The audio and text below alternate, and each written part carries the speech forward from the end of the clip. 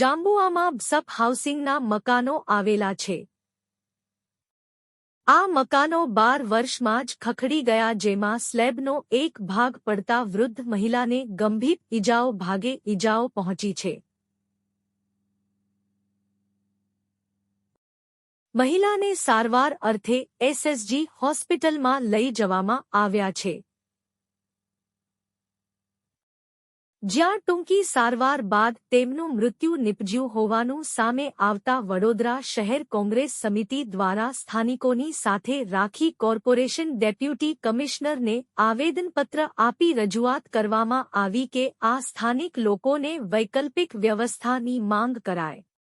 વડોદરા શહેર જાંબુઆ પાસે આવેલ બીએસયુપી આવાસના મકાનો માત્ર 12 વર્ષમાં જ ખખડધજ થઈ ગયા, જેને લઈને સ્થાનિકો દ્વારા અનેક વખત રજૂઆત કરવામાં આવે છે કે અમારા મકાનોની લાઈફ પતી ગઈ છે, અમને વૈકલ્પિક વ્યવસ્થા કરવા માટે માંગ કરવામાં આવી હતી। સાથે આવેદનપત્ર આપવામાં આવ્યા હતા અને વડોદરા મહાનગરપાલિકા કચેરી ખાતે મોરચો પણ માંડ્યો હતો, પરંતુ ભાજપના શાસનમાં માત્ર ગરીબોને આપેલા મકાનો 12 વર્ષમાં જ ખખડધજ થઈ ગયા, જેને લઈને સ્થાનિક લોકોમાં ભયનો માહોલ જોવા મળ્યો હતો, કારણ કે આ મકાનોની છત દિવાલ ધરાશાયી થાય તેવા મકાનો થઈ ગયા છે, પરંતુ પાલિકાના ભ્રષ્ટ અધિકારીઓના કારણે આ મકાનો ખખડધજ બન્યા છે। ત્યારે ગત મોડી રાત્રે એક મકાનની છત ધરાશાયી થતા વૃદ્ધાનું મોત થયું હતું।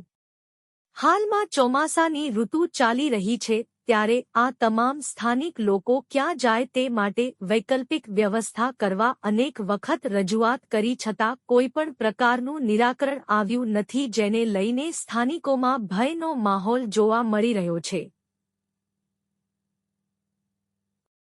ત્યારે આજે વડોદરા શહેર કોંગ્રેસ સમિતિ દ્વારા પાલિકાની વડી કચેરી ખાતે સૂત્રોચ્ચાર કર્યા હતા અને ગરીબોના આવાસના મકાનોમાં ન્યાય આપો તેવા સૂત્રોચ્ચાર કરવામાં આવ્યા હતા અને વિપક્ષના નેતા અમીબેન રાવત, ચંદ્રકાંત શ્રીવાસ્તવ, કોંગ્રેસના પ્રમુખ સહિત સ્થાનિક નગર સેવકો સાથે આવાસ યોજનાના લાભાર્થીઓ ઉપસ્થિતિમાં ડેપ્યુટી કમિશનરને આયોજનપત્ર આપી રજૂઆત કરવામાં આવી હતી કે આ તમામ સ્થાનિક લોકોને વૈકલ્પિક વ્યવસ્થા કરી આપવાની માંગ કરી હતી।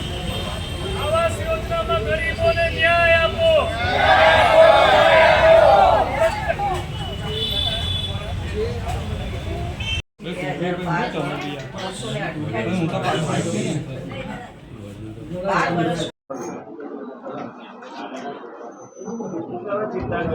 ભાજપના કુશાસનમાં માનવતા તો મરી પરવાડી છે, પરંતુ આજે જે ગરીબો જે જર્જરિત મકાન અને જાંબુઆ ખાતે બીએસયુપીના જે મકાનો, આજે એ મકાનનું આયુષ્ય 50 વર્ષથી વધારે હોવું જોઈએ, પરંતુ 10-12 વર્ષમાં જે મકાન ખખડધજ હાલતમાં થઈ ગયું, જર્જરિત થઈ ગયું, તો વિચાર કરો કે આજે રાતોરાત આ લોકો જીબીવાળા જેને વીજ કનેક્શન કાપી દે અને કોર્પોરેશન સત્તાધીશો નિર્ભયતાની નોટિસ આપે છે, પરંતુ આ ગરીબો માટે કોઈ વૈકલ્પિક વ્યવસ્થા નથી કરતા।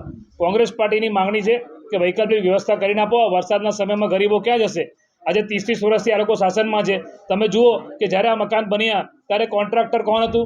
એ કોન્ટ્રાક્ટર 100% પ્રત્યક્ષ પરોક્ષ રીતે ભાજપ સાથે સંકળાયેલો જ હશે અને એટલા માટે જ એને કોન્ટ્રાક્ટ મળ્યો હશે। અને એવું તો કેવું લો ક્વોલિટીનું મટીરિયલ વાપર્યું, એમાં કેવો ભ્રષ્ટાચાર કર્યો કે 10-12 વર્ષમાં જ મકાનની હાલત આવી ખખડધજ થઈ ગઈ છે।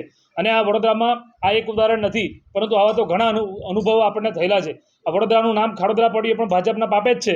આજે વડોદરા શહેરમાં ભૂવા પડે, રોડ રસ્તામાં ભ્રષ્ટાચાર, મકાનોમાં ભ્રષ્ટાચાર, એટલે ભ્રષ્ટાચાર કરીને ભારતીય જનતા પાર્ટી અને આ લોકો સત્તામાં બેસીને અભિમાન અને જાડી ચામડીના થઈ ગયા છે કે ગરીબોનું પણ વિચારતા નથી, એમના પેટનું પાણી પણ નથી હલતું। ત્યારે કોંગ્રેસ પક્ષ આજે રજૂઆત કરવા આવ્યું છે।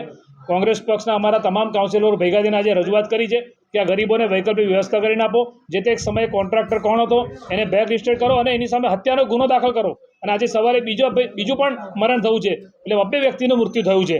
જે અધિકારીએ આ વ્યક્તિને કોન્ટ્રાક્ટ આપ્યો એ અધિકારી સામે પગલાં લો। આ કોંગ્રેસ પાર્ટીની માંગણી છે અને રજૂઆત કરવામાં આવી છે।